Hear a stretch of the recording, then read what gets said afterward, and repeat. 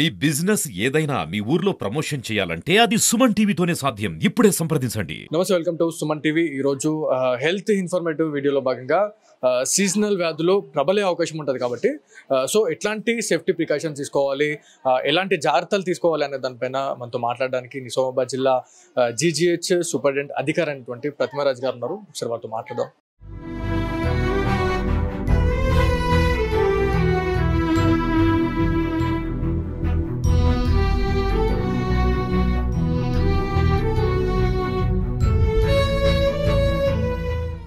నమస్తే.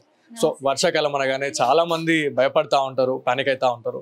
ఎటన్నా బయటకు వెళ్ళాలి అన్నా, క్రౌడ్ ఉన్న ఏరియాస్కి వెళ్ళాలన్నా చాలా మంది భయపడతా ఉంటారు. సో ఎలాంటి సేఫ్టీ ప్రికాషన్స్ పాటిస్తే సీజనల్ వ్యాధుల పట్ల దూరంగా ఉండే అవకాశం ఉంటుంది? మీరు అన్నది కరెక్టే. వర్షాకాలం రాగానే సీజనల్ వ్యాధుల పట్ల ప్రజలు, ప్రభుత్వం, అధికారులం అందరం కూడా అప్రమత్తం అవుతాం. ఎందుకంటే వర్షాకాలంలో ఎక్కడైనా కానీ వాటర్ లాగింగ్ ఉంటుంది, సో వాటర్ స్టోరేజ్ ఉంటుంది. సో ఎప్పుడైనా water is a good media for breeding of various vectors. Mosquitoes అన్న అనుకోవచ్చు, ఈగలు, దోమలు అన్నీ బ్రీడ్ అవ్వడానికి అది మంచి సోర్స్.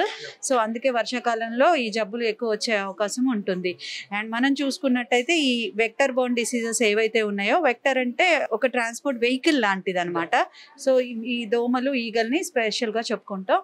సో ఈ దోమలు మనకి మలేరియా కావచ్చు, డెంగ్యూ, చికెన్ గున్యా లాంటి జ్వరాలు రావడానికి కారణమవుతాయి.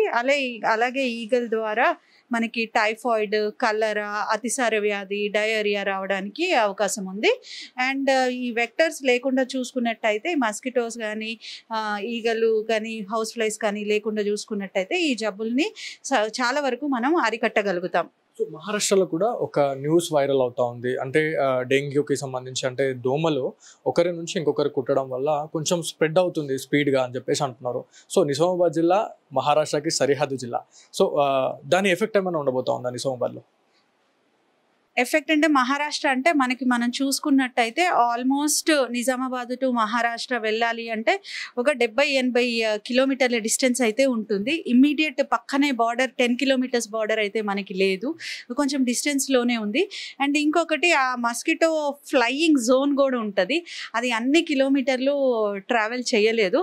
సో నియర్ బై ఏరియాస్లో స్ప్రెడ్ చేయగలుగుతుంది. కానీ ఆ పేషెంట్స్ కనుక మన దగ్గర మూవ్ అయ్యి వస్తే కనుక వారి ద్వారా మనకు వచ్చేది ఉంటుంది. సో జ్వరం ఉన్న వాళ్ళు ఎక్కువ శాతం మీ ఇళ్లలో ఉండండి, మీ దగ్గర ఉన్న హాస్పిటల్కి వెళ్ళండి, ట్రీట్మెంట్ తీసుకోండి.